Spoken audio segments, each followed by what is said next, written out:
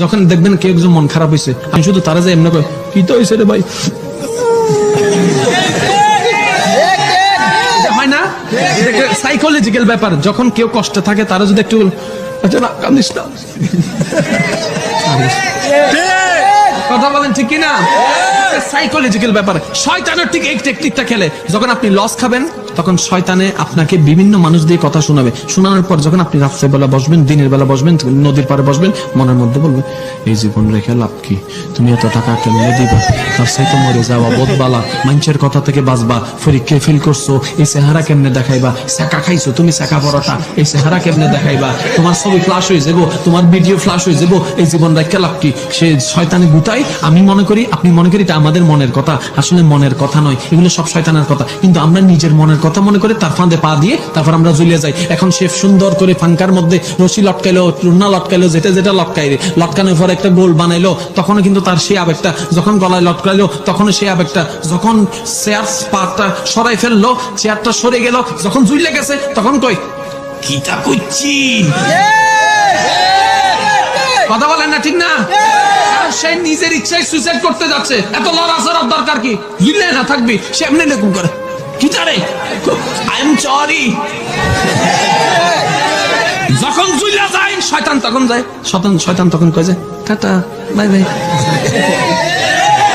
হিসাব কি বুঝতে পেরেছেন? আরো জোরে বলেন, বুঝতে পেরেছেন? তাহলে যখন আপনার লাইফে এরকম কিছু একটা ঘটবে, আপনি বলবেন যে আইসি আসছে আর কি, নাম কয় না, আর একটু জোরে কর না। শয়তান কখন কখন আসে আমি আপনাদেরকে একটু আরেকটু টেকনিক দিই। মনে করেন আপনি একটা ভালো কাজে যাচ্ছেন, হঠাৎ করে দেখবেন যে আপনার ব্যস্ততা বাইরে গেছে, ফোন বাইরে গেছে, কথা কয় না, আরেকটা জোরে। এমনি সারা রাত ঘুম হবে না, যেদিন আপনি বলবেন যে ফজরের নামাজ পড়বো, এই দিন দেখবেন যে ঘুম বাইরে গেছে, কথা কন ঠিক কিনা? তখন বলবেন যে আইসি।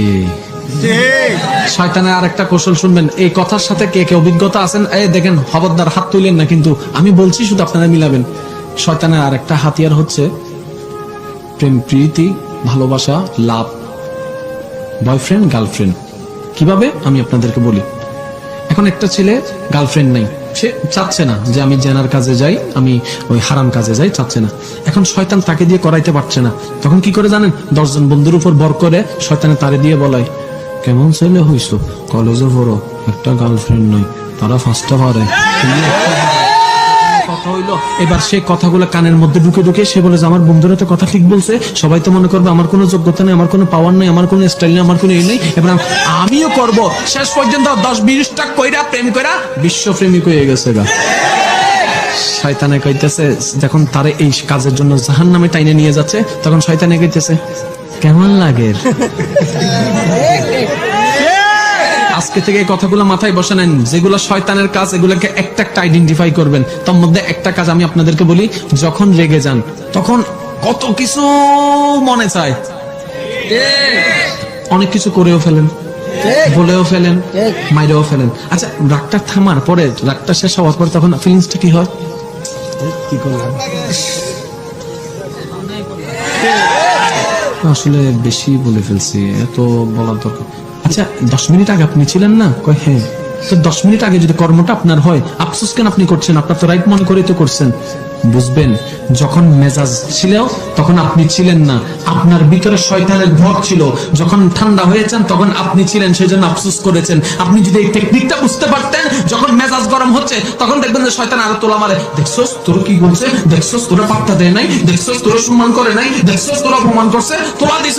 আপনি সুন্দর করে ফামে ফামে ফুলা তাকে 3টা মাইরা দিয়েছেন। এবার পুলিশ এসে আপনাকে জেলে নিয়ে যাচ্ছে, আপনি বললেন আমার দোষ নাই, শয়তানের দোষ। শয়তানে কয় আমি কি তা করছি?